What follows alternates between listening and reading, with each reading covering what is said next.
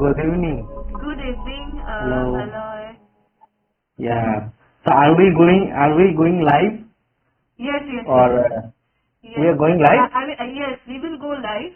Live means, it will be recorded and Okay, later then you will later later upload. I'll upload in the Okay. YouTube.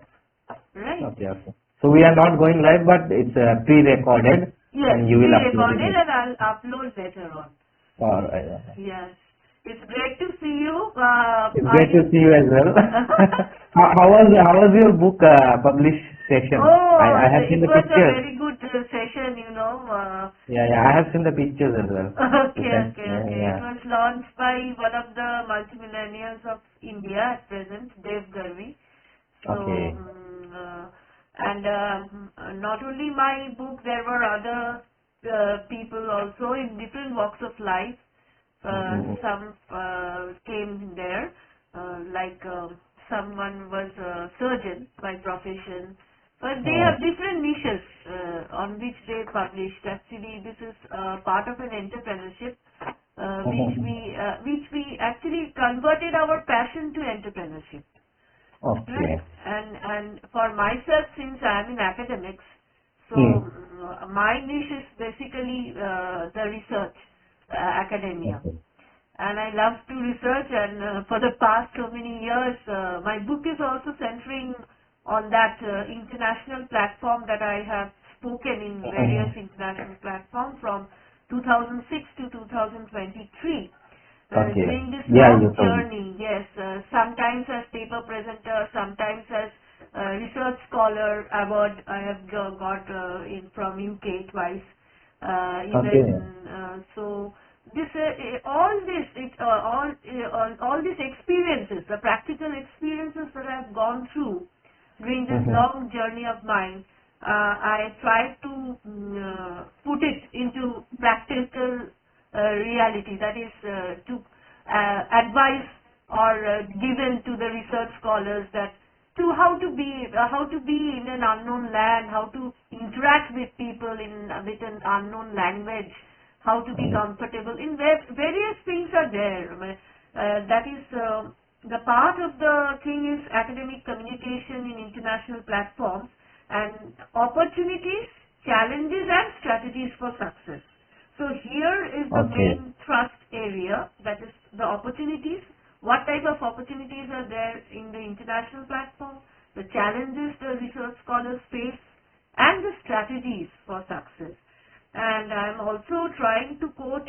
I have already started my master class coaching some research scholars who are coming for gaining Okay. clarity in their research, like from abstract writing to paper publishing to research methodology, how to use the Okay. archive, all this, everything will be Wow. covered.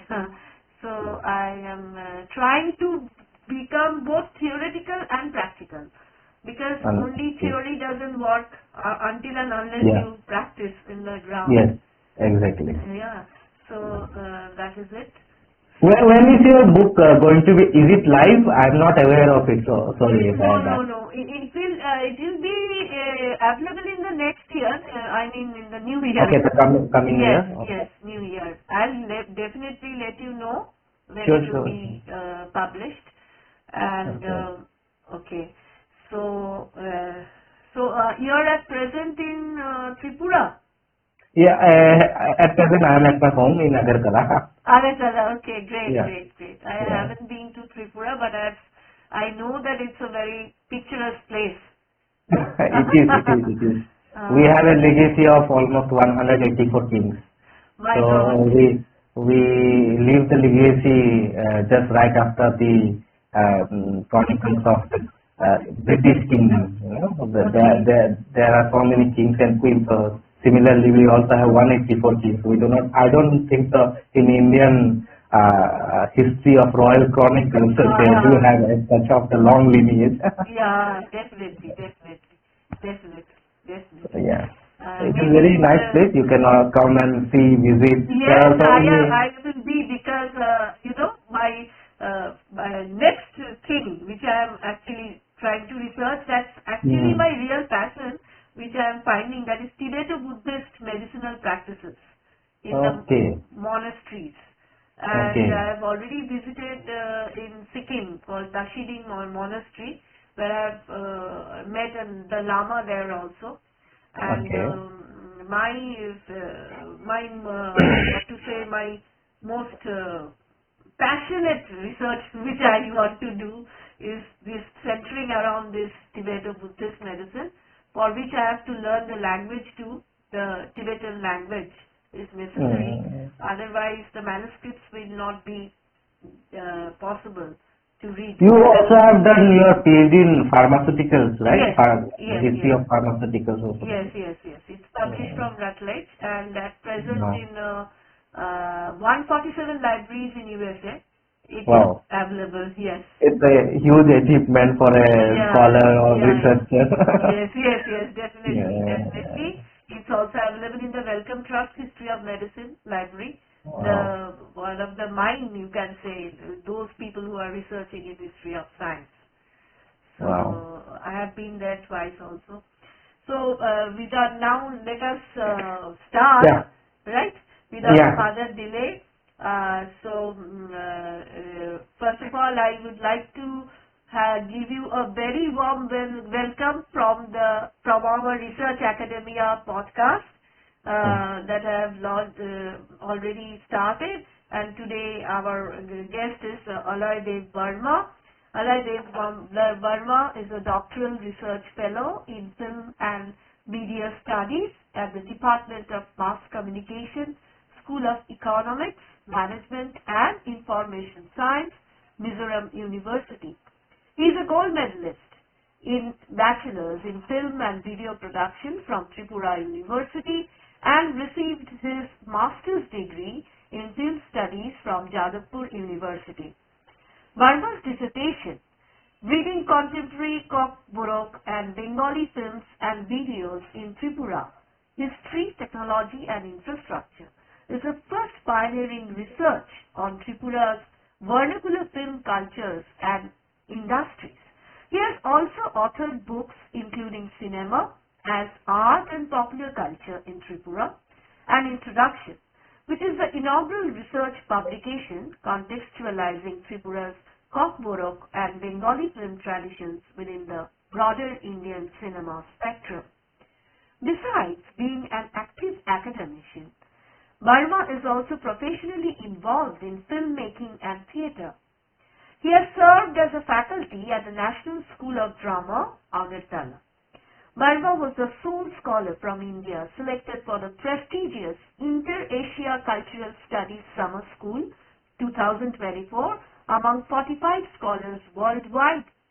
His research has been published in several Scopus Index journals, including his recent work, Talking Back Through Peripheral Visions and Negotiating Identity, Kokborok and Bengali Films and Music Videos in Tripura.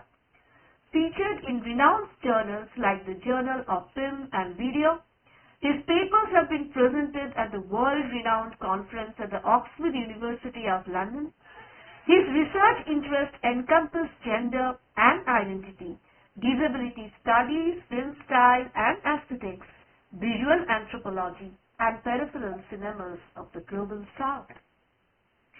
Now, Aloy, it's great to have you in our Research Academia Great to have you podcast. here. Namaskar. So, let us first start with the first one. Since you are a leading scholar in regional cinemas, I would like to begin with a broad perspective. But before going to that, I would like to, since I am from a different discipline, my discipline is history, I would like to know from you what is actually Tripura's kokborok that you have mentioned, contextualizing Tripura's kokborok and Bengali film traditions within the broader Indian cinema. Kokborok is basically a language which is also one of the language spoken by the indigenous tribes here and also one of the majorly spoken languages and also now an official language. Okay. But like it is at par with the Bengali languages. here. Okay. Okay. Yeah. Okay. So you're a leading scholar in regional cinemas, right? So I'd like to begin with a broader perspective that where do you think the regional films stand today within the larger landscape of Indian cinema? Well, that's a very interesting question to begin with.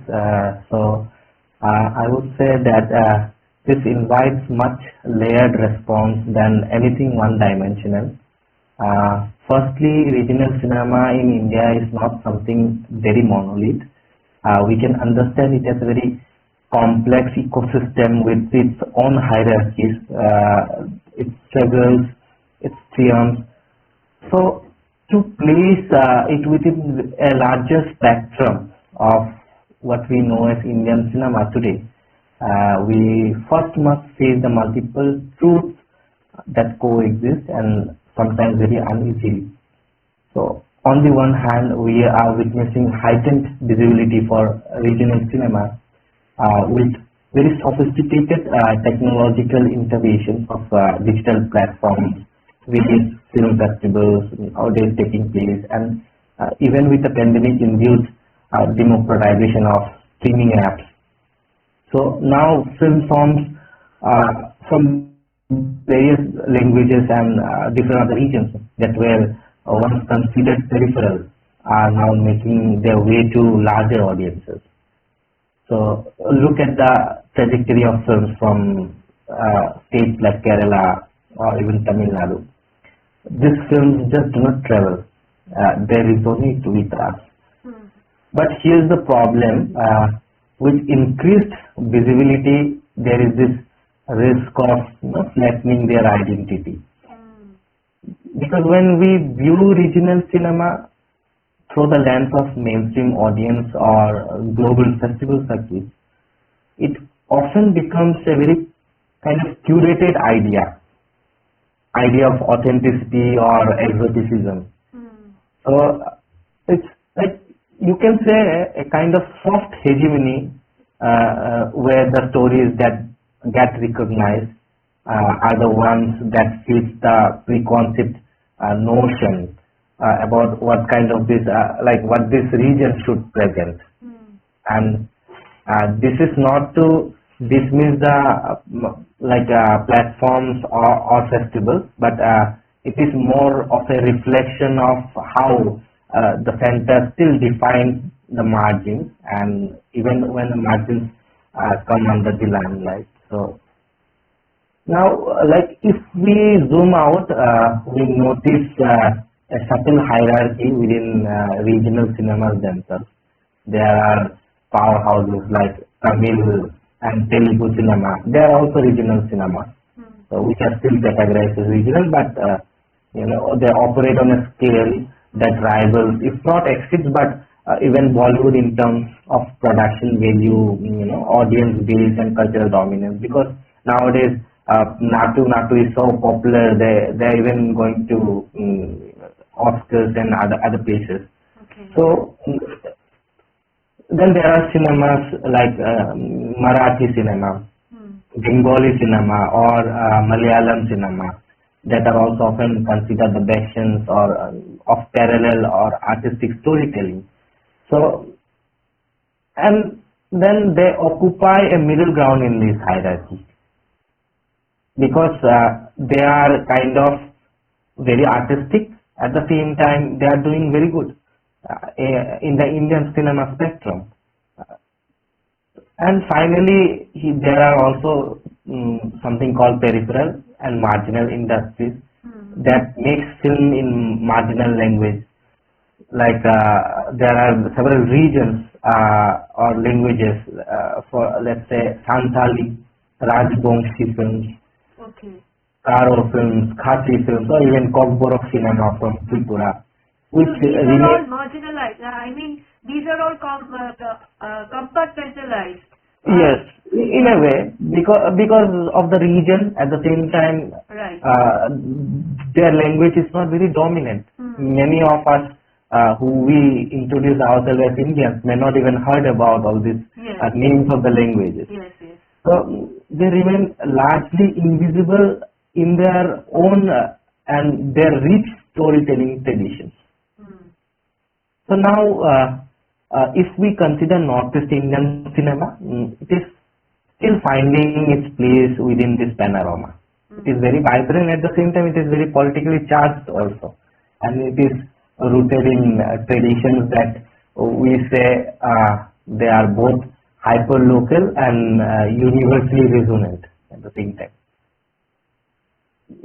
However, it is evident that it remains on the fringes, not in the shadows, not just because of the logistical issues like distribution or marketing, but also because of the deeper socio-political dynamics that keep the region itself at the margins of the Indian consciousness or the national consciousness.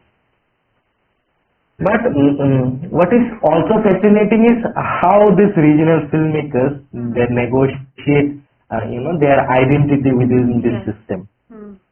Some, if you look at the recent films, some push back at the Bollywoodization by different other kind of storytelling, which I also understand as the dilution of the regional narrative into easily consumable, palatable versions of the Hindi-speaking urban or for the urban audiences.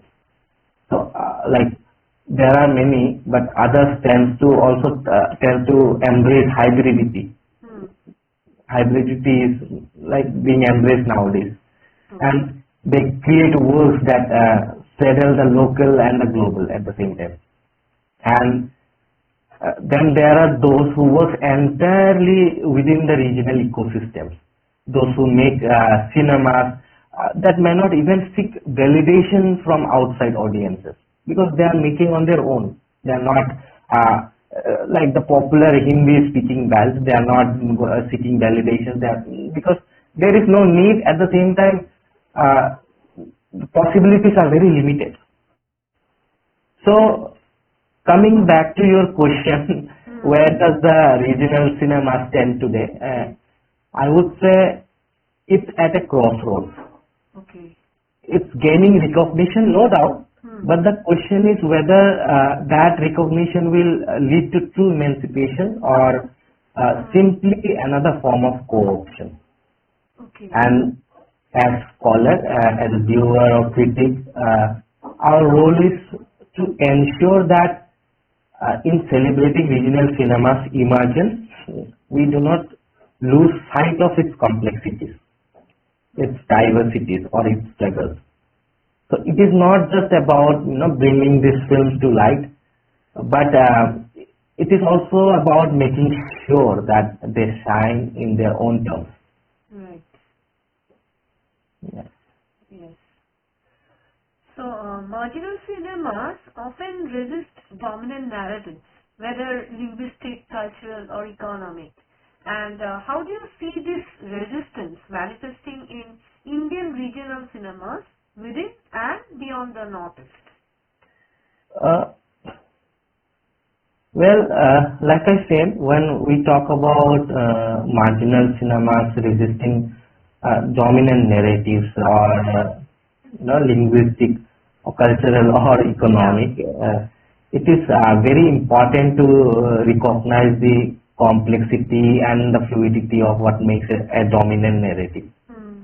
So dominance, after all, is not just about Bollywood or Hindi-speaking India and reinforcing itself over the regional cultures, but it is also about the pressure of the market logic, the globalized aesthetic, and even the expectations of local audiences that are conditioned by the dominant forms of storytelling. So when we talk about marginal cinemas, whether it is from the Northeast regions or there are so many marginal cinemas even in the Indian mainstream spectrum, like Bhojpuri speaking Bihar, let's say Santhali tribal areas, or even deeply rural Tamil Nadu.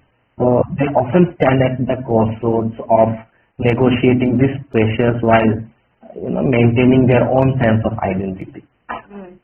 Now, resistance in the cinema manifests in ways that are often subtle, though there are certain exceptions In the Northeast, for instance, resistance might take a form of silence. If you look closely at there are many filmmakers, but I will give an example. Like for Jai Jahotia, he is a very famous filmmaker from Assam. Okay. He is a very renowned filmmaker as well. So he made films like Handuk, Jol Chobi. So he uses quiet, meditative storytelling as opposed to the noise of Hindi cinema's tactical-driven narratives. So the pacing, the emphasis on cultural geography, the almost tactile focus on everyday life, and all these are forms of resistance. Now compare that to Manbhum films from Purulia. Okay. You are from West Bengal. I'm sure you must be aware with the Purulia district, Purulia region. So where resistance is perhaps louder there, very direct, but also more complex. So the stories are often framed around migration, labor, or the struggles of rural masculinity. So while some films conform to the patriarchal or populist tropes, there are many films that subvert them by exposing the cracks in those same narratives.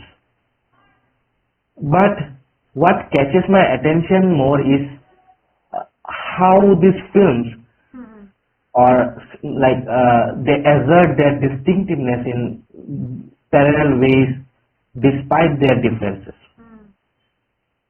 For example, if you look at the Northeast Indian films, Manbhum films, Rajvamshi films, or even Santali films, they often foreground language as an instrument of resistance, because they are using their own mother tongue or the local languages in their cinema, which itself is a resistance to the dominant language-based industries here in India.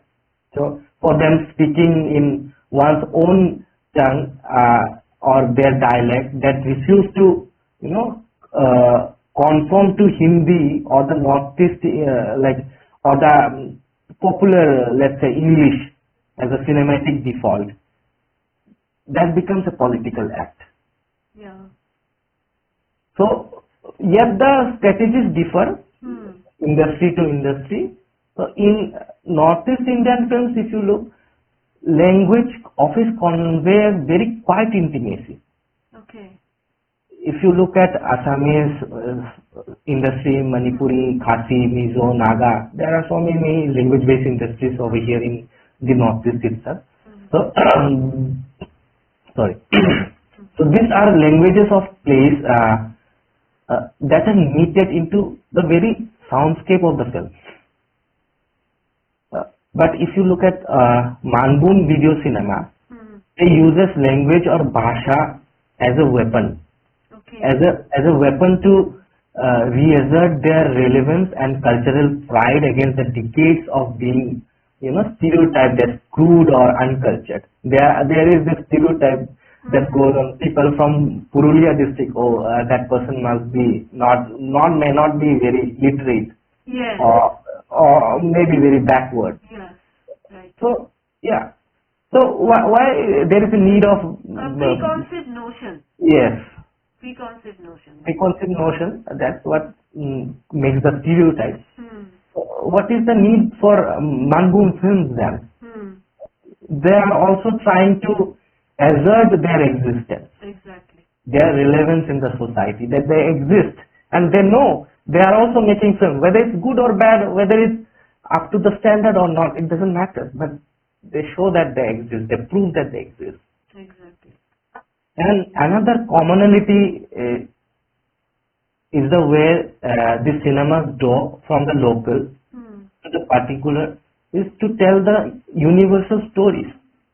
Whether it's through the use of folk rituals in kokborok films, there are many films, I might name Ketuang as one of the films, or the incorporation of, Bawaiya folk traditions in Rajvamshi. It's quite popular among Rajvamshis, from particularly in North Bengal, if I'm not wrong, Assam, and many parts of Bangladesh and Nepal. Okay. Yeah, so these films deeply embedded in their societal, cultural, linguistic, and political context. So it is as though they speak to universal concerns like alienation, love, loss, resistance, survival. It is also very important to be cautious not to romanticize this universality Okay. because resistance can be uneven Yeah. and at times complicit with dominant structures. Hmm. So, for instance, some Rajvamshi films that deliberately celebrate cultural rural life, but they also reinforce patriarchal norms. Just as some of the northeastern Indian films also might exoticize their own landscape for festival circuits, just like what mainstream people do. Hmm. So it is also worth considering how the audience shapes this resistance Right. because marginal cinemas often respond to the expectation or lack thereof of their audiences. A Manipuri filmmaker might make a film that speaks primarily to her own community with little regard for outside recognition because she wants to represent herself or her community. Yes. But whereas a Bhojpuri filmmaker might craft something that directly confronts the aspirations and frustrations of a laboring class audience. Hmm. Not necessarily there has to be movie masala or anything, but Hmm. you know, but however, like assert their distinctiveness by refusing to the flattened into generic or like homogeneous universality. So yes, it is very obvious that there are commonalities in how marginal cinema resists Hmm. and assert their distinctiveness, but the strategies are deeply influenced by context. Okay. And and this I think is what makes them so important. Hmm. They are not just as alternative to dominant cinemas because many people do say that regional cinemas are something that is very alternative to like Hindi cinema or other Indian cinema. That's why sometimes it is also often called as alternative cinema practices or alternative cinema. But they're not just as alternative cinema, Hmm. but as a cinema that redefine the very terms of cinematic engagement. Right. Resistance. It's a form of a resistance on the part of their identity. Maybe Yes, the identity crisis in respect of language. So that yes, is the main thing. yes. They remind us that resistance is not just about opposition, but carving out space for multiplicity. There are many ways to do that, Hmm. and for new ways of seeing and being seen. That's how they present them. Right. And especially in a world increasingly dominated by homogenized narratives, this multiplicity feels more urgent than ever. Yeah. That's true. So, with the rise of like so many platforms like OTT platforms and digital filmmaking, do you see a shift in how marginal cinemas, including those from the Northeast, are being produced, distributed, or consumed? Yes, I do think there are several ways that it takes place because nowadays, just right after the pandemic, Hmm. we can see there is a rise in OTT platforms. Right. People have been subscribing this kind of platforms and watching films or kind of engaging with the people. Hmm. But this kind of cultural institutions or they didn't exist to make theatrical releases. They are here so that filmmakers from every sphere can take part in it, so that many filmmakers who are not able who are able filmmakers but not able to distribute their film in theatrical circuits. To overcome these issues, they existed in the first place, and also so that films get very handy to the audiences. So there is the irony that sometimes when they try to amplify the voices from the margins, but sometimes they end up, trying to do the opposite by making this kind of films, palatable for global audiences or framing them as cultural discoveries. So while festivals are crucial, they can be the whole and the only solution, because the indigenous films are always being exoticized. They are not just something to be served on a plate. Yeah. Isn't it? Yes. And they are not some kind of cultural discovery. Your ignorance makes it a cultural discovery. It was always there. It always existed. So this is one issue that I find with OTT. And if we are talking about real structural changes, the first thing that comes to my mind is access. Not access to resources, but to education, infrastructure, and most importantly, autonomy. So filmmaking in this kind of under-resourced regions like Northeast India, it is often constrained by the lack of basic facilities. Most of the filmmakers here, they do not even have production equipment or any technical expertise. They are just trying to present their own stories or narratives to the people, and at the same time trying to fit in with the fast-paced world, we can say, because they're looking at others that, I can see stories from Mumbai. Why can I not tell stories from Tripura or Assam? So there is this sentiment with the people. At the same time, there is a urging desire to become a filmmaker, those who are interested in making films. And when I talk about basic facilities, it is not only just about production equipment, technical gears, but sometimes there is no consistent electricity also. Because these regions are so underdeveloped that only with challenges we are able to understand that what kind of challenges they might go through. Otherwise, this thing doesn't even come in our mind. We might say that, they do not have a big camera, so that is where they are lacking. But it is not always the reason. There are various other reasons attached to that particular scenario.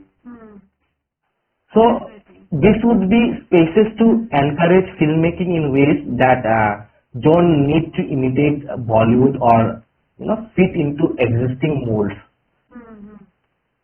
And yes, government initiatives also do exist. I will not say that government are not taking any initiative, but if not plenty, at least enough to acknowledge their presence, because there are organizations like NFDC, National Film Development Corporation. So there are also there are many events that took place in Tripura and other states as well. So filmmaking competitions, and they're organizing a lot of other things. But the thing is, filmmaking is an art. It's not a commodity to be churned out in assembly line production. Definitely. If it was so, then every carpenter would have been artist today. Isn't it? Definitely, I highly acknowledge it. I highly in line with you.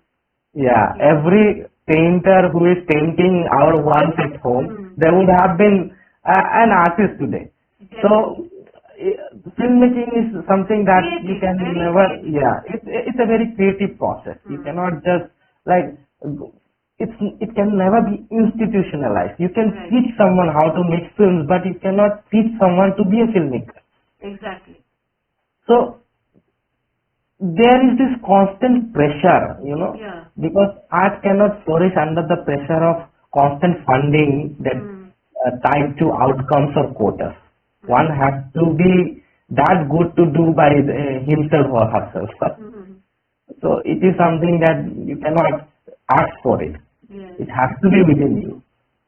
And that is why I would like to point out that there is this existence of government help, but at the same time, an artist needs to be very competent with his skills. Yes. But this is the very purpose of making films, Mm-hmm. which is to create, to challenge, to explore, not to simply produce for the sake of production. Exactly. So support must be structured to nurture creativity, but not demand it on schedule. Yes. You cannot, Mm. and then there is this the matter of funding, the issue Yes. of budget, Exactly. money. So right now, a lot of these filmmakers rely on shoestring budgets. They sacrifice their little earned money. Mm. They have very unstable employment because if you are engaged in a creative process, you Yes. are also not fully engaged in any other thing. So they also live on very sporadic grants. Yeah. So there needs to be a public funding mechanism as well that needs to be introduced Yes. to prioritize cultural diversity. Yeah. Not just as a tick box exercise, but as a sustained Yes. commitment to preserving and nurturing these voices. The But flow should be constant. The flow should be constant. yes, yes, because there are so many stories to tell. Art won't stop for anything, right? So, but even then, the funding, it's too often then it is very tied to the narrative that fit the predefined framework. So there should be a balance between this kind of practices. Mm. And here's the thing that I have pondered on this a lot, that it is not just about pouring resources in. It is about creating a cultural shift where audiences, both local and national, they start delivering these stories. Because right from like the mainland gaze or even from the global market, it is often seen that there is this gaze that do not change. If we talk about popular films, right now I don't have any such films in my mind, but if there is any film made on history of India, Right. or maybe the history from the mainstream, Mm. you would kind of resonate with it. Right. But if we do the same thing Mm. regarding the history of Northeast, people from Delhi, Mumbai, they might not resonate. Yes. So this is also, there is also a mainland gaze or kind of whether you resonate with the stories or not.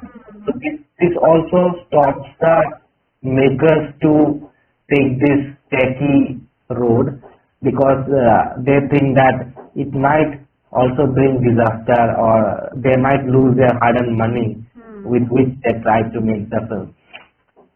So I always think of this in the context of Northeast, because the region has so much to offer culturally, aesthetically, and politically. But for cinema to thrive, it needs not just the platforms to showcase, but it also needs an entire ecosystem that respects its autonomy and integrity. Because without that, a filmmaker can never be free to make films. He can never think out of the box. Yes. Otherwise, you have to think in the same way how Bollywood makers are making films. You have to fit the common or the popular platter where how it is being made, and so that's it. Not just being seen, but being seen in their own terms is what is very necessary. Yes. So one thing I am finding is highly appreciating you. The thing is that you have done your film studies education also from Jadavpur University. Yeah. So, you have seen the elite culture growing up. I mean to say the urban culture, the urban scenario. You Yeah. have seen that. But you have left that scenario and you have thought about your culture, your mainland where you are, where you are born and brought up, I think, in Tripura. So Yes. you have thought about your motherland and you have come back to that area and you are trying to nurture whatever what you have inculcated through your film studies education from urban area to a rural area, rural belt. And that is a major challenge. I highly appreciate you for this because it's a far more a challenge in the hilly areas than the mainland. Because I have gone to many hilly areas too, and I know that what kind of struggle and hardships you have to face each and every day. Each and every day is a challenge. Each and every day is a Because challenge. in Jadavpur, even you read about my research, right? While introducing me to in this process. So even in Jadavpur, I did work on marginal cinemas, or peripheral cinemas, what we call. But the problem is that I always kept thinking that if I had many opportunities to go abroad as well. I applied abroad also, so I got the opportunity. But at that point of time, my father had a stroke. So he had an ischemic stroke. So because of that, I declined that offer. But the problem is that then later on, I kept thinking, if I'm not representing the stories that is already been here as a filmmaker, if others are not doing it, and if I'm as a scholar not talking about it in research or in academia, then I myself will also be a part of this dominant narrative or the group who will be marginalizing my own people or the community. So I thought that you can always learn from the elite places like JU, but at the same time, it never stops you to work for the marginal things or areas. So it in a way has shaped me and given me a lot of motivation, and there are huge influences from JU as well. Even my supervisor who was there in JU and the other faculty members, they have motivated me in a way that I thought that I would pursue my cinema research in this area itself. Right. Because otherwise I would myself be marginalizing. So. And Jadavpur is a very good platform, in fact, education so far as concerned as film studies. I've heard there is a very good department also. No? Yes, you can. I don't want to brag about it, but it's one of the top institutions which actually offers film studies course. So I am not aware about other departments, but I know about my department. The film studies is one of the departments which is very highly admired. And I have heard that engineering also does well in other things. Yes, definitely.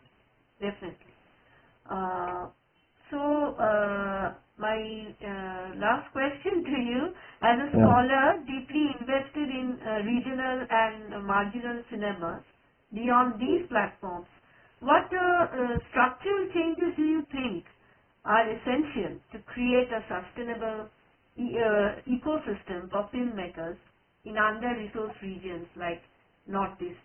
What type of changes that could sustain the ecosystem for the filmmakers? Well, I think both film festivals and the coming up of cultural institutions are both blessings and at a time of paradox, as I have already said. And filmmaking is something that unresourced region, they are not able to sustain it.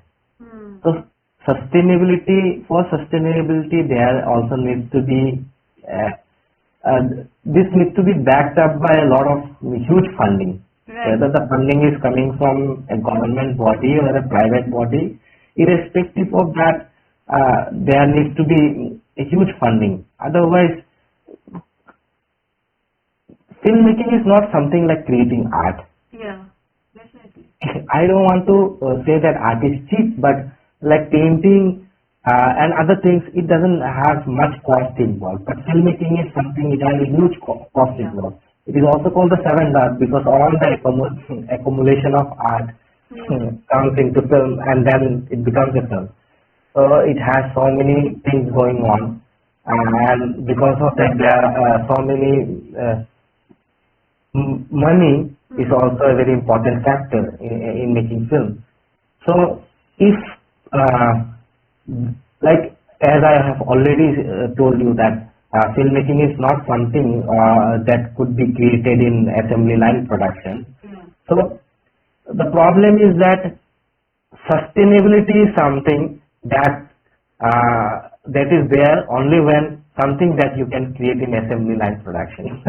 you are selling chairs. You are a carpenter. You can always you can always sustain your work or skill or even your livelihood. But you are carving out special part of the wood. Probably you may sustain or you may not sustain. So similarly, filmmaking is now at a stage where it works only in places where there are big industries or big stakeholders who are willing to participate in this techie business. And places like Northeast India or regions very similar to Northeast India or Bihar, places like this, it is quite difficult to sustain in terms of filmmaking or in terms of film production. So there are several structural changes they need to adapt. One of the changes that I particularly feel that is very important is like when this is a question that I have been asked a lot, and I also kind of I don't know how to put it, but it's quite difficult because it is something that you can never imagine, or you can just answer just like, oh, let's buy 10 pieces of wood and let's create an art and sell it out. Your film may work, your film may not work, but a chair that is being built, if someone doesn't buy it in 500 rupees, it can be sold in 200 rupees to some other guy. Right. So here film is totally different. So this is a problem for creating a sustainable ecosystem, but at the same time this ecosystem needs to be built. Filmmakers needs to be nurtured. There needs to be more institutionalized. Many filmmakers from small regions, they are just making films anyhow. They are not institutionally aware that what kind of films they should make, how to make films, or how to tell stories. Because they are making films because they are passionate. They are willing to tell a story.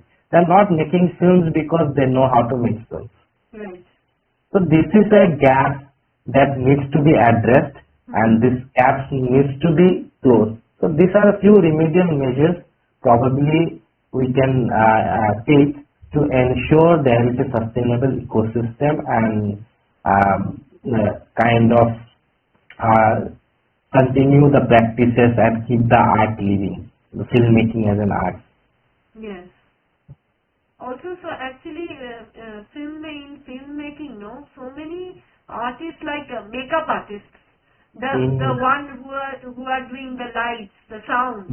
So many people, you have to involve so many people. Yes. So there is a, So there is a you challenge you have to pay those people yes, also. there is a lot of huge cost involved. Yes.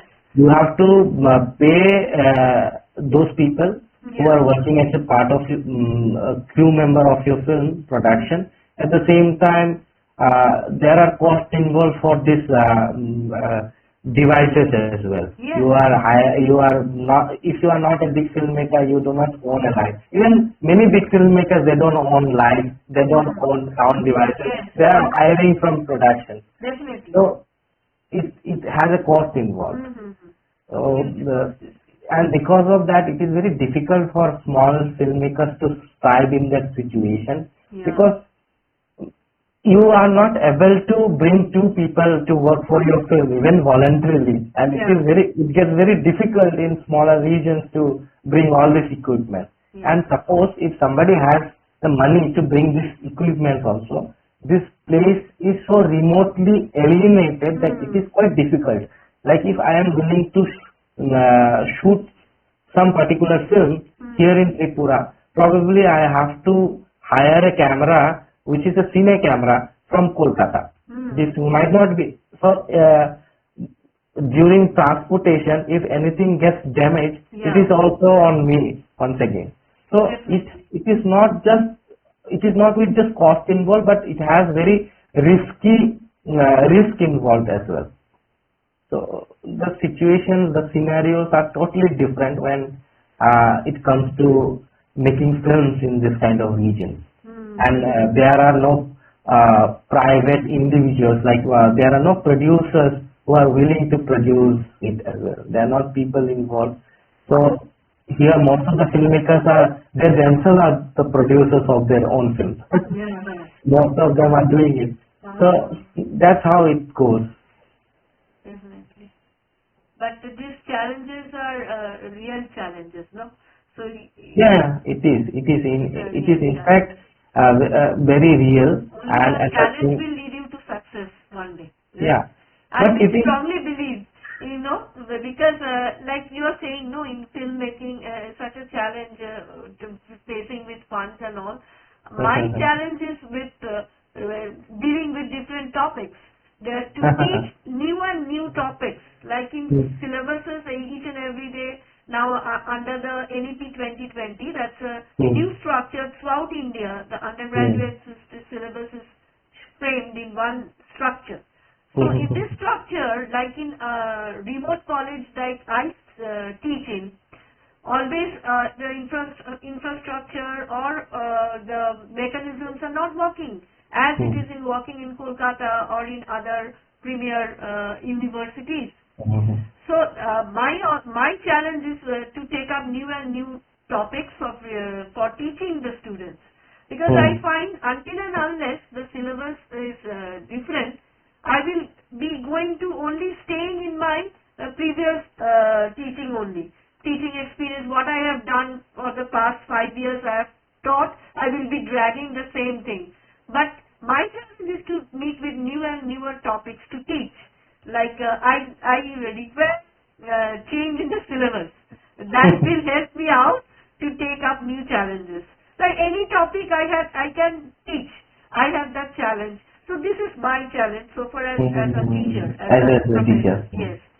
So I like these challenges.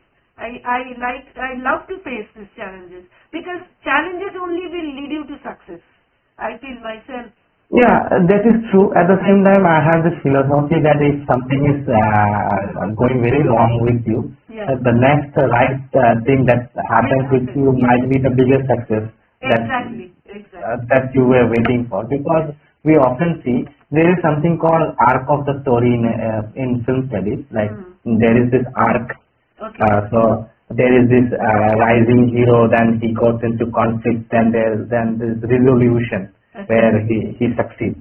So the problem is that human are individuals. Probably individuals are like going to this rising thing, and then they get in between of conflict, and then this conflict is particularly what I refer to as challenge.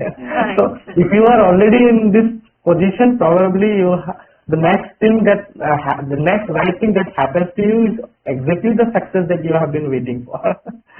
So I always believe that challenge is not just leading you to success, but it is the next thing that is happening, like the next thing just after before the success.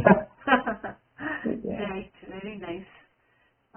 It was really intriguing to talk to you today, Aloy, and I wish Thank you so much. all the best to you with more and more funding so that you can flourish yourself as a Sure. film scholar. Yes, and we will be knowing about your future researches, and all the best for your all future endeavors.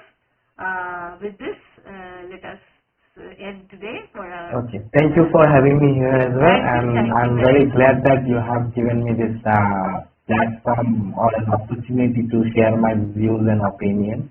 And it was very, I'm very humbled to be here, and it was very kind and exciting to be learning about new things.